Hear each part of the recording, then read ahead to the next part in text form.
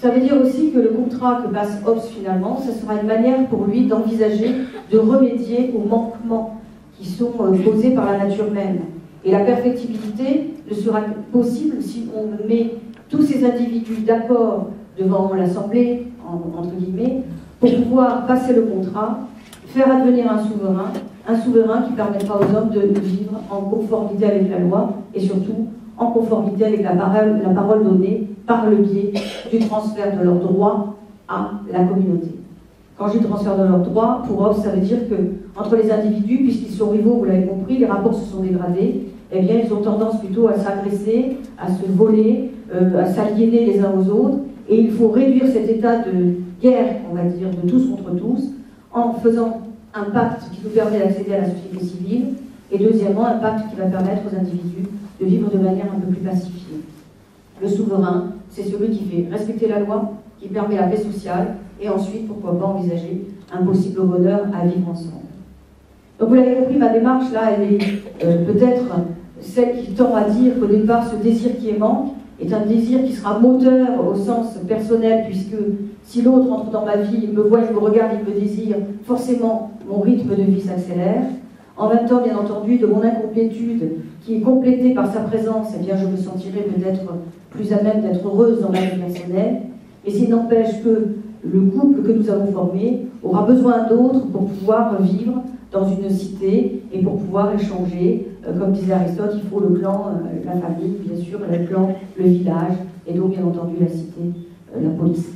Donc, on a compris qu'il y a un phénomène du désir et ensuite il y a une ontologie du désir, c'est-à-dire l'être du désir qui fait qu'au fond de moi, j'ai besoin de tendre vers une vie qui me permettra de vivre en collectivité et en conformité avec la loi.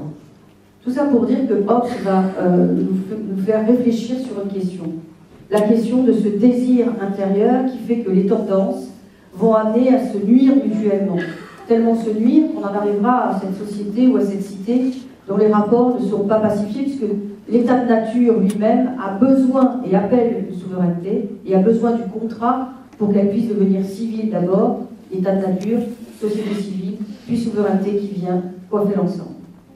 Pour ça, vous faire un détour, il me semble, par Leibniz, qui est intéressant parce que lui, il a bien compris, il a lu Hobbes, d'ailleurs il lui a écrit 2 lettres auxquelles il n'a jamais répondu parce que Hobbes était déjà en polémique avec d'autres. Leibniz lui-même était très intéressé par la dynamique de ce désir pour dire qu'en nous, il y aurait 2 sortes de façons d'être. D'abord, une première qui consiste à dire que nous ne sommes jamais au repos. Il y a toujours en nous une forme ou une force du mouvement. Et le désir, ça serait déjà un mouvement interne qui serait associé à une sorte de fourmillement, tout simplement parce qu'au cœur de la monade, c'est-à-dire au cœur de la chose que je suis, tout est contenu et tout ce qui est en moi, finalement, bouillonne de cette vie qui est sienne. Ce mouvement intérieur, ce fourmillement qui est au cœur même de la monade, demande finalement à tendre vers autre chose. Et c'est là qu'on va entrer dans 2 styles de mouvement. Je l'ai dit, je suis comme un être qui a toujours du mouvement intérieurement. Un mouvement biologique, bien sûr, au départ, un mouvement naturel qui me porte à rester en vie. Ce mouvement, c'est comme un balancier d'un pendule. Nous sommes toujours en puissance, en mouvement, et en même temps, j'ai envie de vous dire que nous sommes en faction quelque part. Pourquoi je suis en faction? Parce que je suis une conscience, et ma conscience œuvre à la totalité de mes actes. Et que cette conscience, il lui faut, à l'intérieur même de ce qu'elle est, quelque chose qui vient l'exciter, ou en tout cas intuitionner le moment ou le mouvement vers lequel elle doit tendre. Ce mouvement qui était mécanique chez Hobbes devient un mouvement qui sera un peu plus, on va dire, spirituel, puisque Leibniz dira que nous sommes des automates spirituels. Donc il y a en nous du mouvement, il y a en nous de la puissance, et nous sommes comme ce pendule, toujours en oscillation, toujours en faction quelque part. Le désir, c'est un mouvement autre, on a bien compris, c'est quelque chose qui amènerait à bondir. Et ce qui interpelle justement peut-être dans cette problématique du désir qui était écrit avec un S dans l'intitulé, c'est ces 2 mouvements qui, à mon avis, peuvent se rejoindre au cœur de l'homme. Un mouvement intérieur qui fait qu'il est dans son oscillation personnelle, alors qu'il veut tendre vers autre chose. Et là où c'est intéressant, c'est qu'il y a un ouvrage assez passionnant, bien que je l'ai souvent critiqué, c'est le Pli de Deleuze.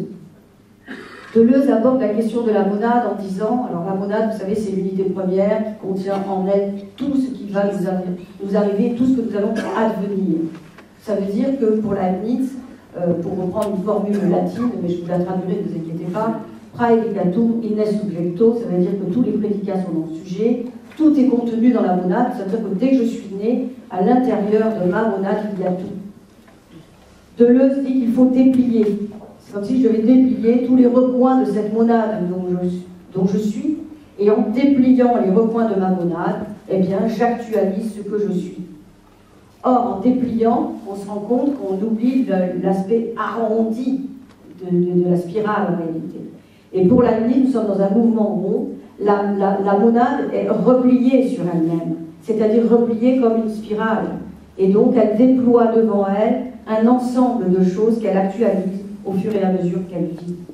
En d'autres termes, le mouvement de transversalité rejoint un mouvement de déploiement, et ces deux mouvements qui se rencontrent et qui se conjuguent font que, à partir d'un petit fourmillement intérieur, c'est-à-dire à partir de ce fond interne qui est de l'ordre du désir, j'aperçois dans mes petits fourmillements, dans mon inquiétude première, dans l'idée qu'il me manque quelque chose pour être dans la complétude, eh bien je vais chercher à actualiser à partir de mon propre fond, dit Leibniz, ces petites choses qui me permettraient de compléter en quelque sorte ce qui me manque à partir de mon propre fond.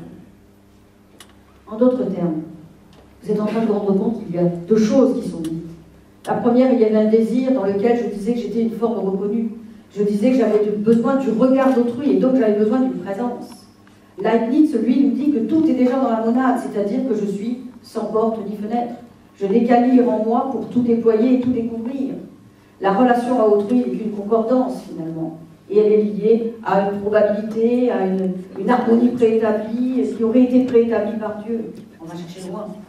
Ce qui fait que si vous y réfléchissez, quand vous pensez à la question du désir, eh bien vous vous dites qu'il y a cette nature qui en quelque sorte, bien sûr, cherche à être complétée et veut trouver à partir d'elle-même les moyens de compléter ce qui lui manque, ces petits manquements qu'il faut en quelque sorte combler dans la vie, bien entendu parce qu'on est avec autrui, mais aussi parce que dans la vie qui est celle de la cité, eh bien nous devons compléter cette nature insuffisante par le pacte social que nous passons entre nous, et en même temps nous devons canaliser nos désirs, parce que si nous ne les canalisons pas, eh bien nous allons vers une possible dérive qui ferait que l'état de nature se dégrade, s'aplanit le temps d'un contrat passé, et ensuite ça amènerait de nouveau un délitement de l'état de société civile pour avoir une dégradation des relations entre les hommes. Ce qui fait que quand on y réfléchit, on va encore plus loin.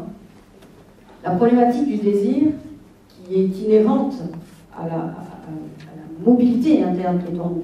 Je parlais de mouvement, je parlais d'oscillation, je parlais tout à l'heure de bondir, comme si nous étions des ressorts, hein, il suffit de lâcher pour que ça aille de l'avant. Ces mouvements se conjuguant font que nous sommes toujours, je le disais, en faction quelque part, toujours en mouvement, toujours animés, hein, comme le disait Aristote, l'anima c'est l'âme, toujours animés de l'intérieur par un fond, et ce petit fond, en quelque sorte, demanderait à être en quelque sorte rendu apparent. C'est-à-dire que tout ce qui est en moi, finalement, je ne peux pas le voir en même temps, sinon je perdrais la raison. Il faut donc que ça s'actualise petit à petit. Et donc, je suis aussi une part d'oubli. Quand on parle du désir, on parle de la nostalgie d'une étoile, la nostalgie d'un astre disparu, ce qui est derrière soi. Ce qui veut dire qu'au moment où je suis manquement, au moment où ces petits fourmillements me rappellent à moi-même qu'il y a une absence, eh bien cela sous-entend qu'il faut que je cherche au fond de la monade, dans ces replis, nous disait Deleuze, pour y trouver peut-être la petite chose manquante qui viendra combler la totalité de ce que je suis. Le mouvement, on l'a dit, est essentiel. Mais il y a un petit mouvement intime et qui est même infime, c'est celui du conatus dont on parle souvent chez Spinoza, chez Leibniz et d'autres. Le conatus, c'est ce moment particulier de la première mise en œuvre physique de ce qui deviendra plus tard la volonté. Il faut donc qu'il y ait une sorte de changement palpable au fond de soi pour qu'on puisse prendre conscience de ce que l'on est. Ce qui veut dire que mes petits fourmillements intérieurs, l'unionesse, c'est-à-dire l'inquiétude, comme nous disait Hobbes, eh bien, nous amène à prêter attention à ce qu'il y a à l'intérieur de nous. En d'autres termes, si vous sortez de table vous êtes dans le repu, vous n'avez besoin de rien. Et puis petit à petit, vous allez sentir en vous s'installer la faim, c'est-à-dire le désir de vous nourrir. Et bien petit à petit, si vous laissez faire, vous allez vous rendre compte que ces petites choses qui étaient en vous imperceptibles, eh bien deviennent de plus en plus bruyantes. Et comme elles deviennent de plus en plus bruyantes, eh bien il y a en vous un petit concert inaudible de petites perceptions. Ça grouille et ça vit. Comme ça grouille et ça vit, ça va vous faire tendre vers l'aliment qui va vous nourrir et qui, justement, va pouvoir faire que vous allez mieux. En d'autres termes, puisque Philippe a souligné qu'il y avait un rapport à l'ataraxie, le désir c'est ça. L'ataraxie c'est l'absence de trouble, c'est le moment particulier où je viens de doubler mon désir. Mais en même temps, je sais que le moment d'ataraxie n'est que momentané. Il me faut donc, en permanence, faire intervenir cette raison pour qu'elle canalise mes désirs. Cette raison qui, en même temps, doit faire que dans l'ordre du social, je dois renoncer à mon droit de puissance, c'est-à-dire ma violence que je peux perpétrer sur autrui, comme dirait Hobbes, lorsque je suis dans un état de guerre de tous contre tous. Et en même temps, tout ça me rappelle que, puisque ça grouille en moi, puisque ça fourmille en moi, eh bien, j'ai toujours la possibilité, en quelque sorte, de tendre vers autre chose. Ça veut dire que je suis bel et bien en vie.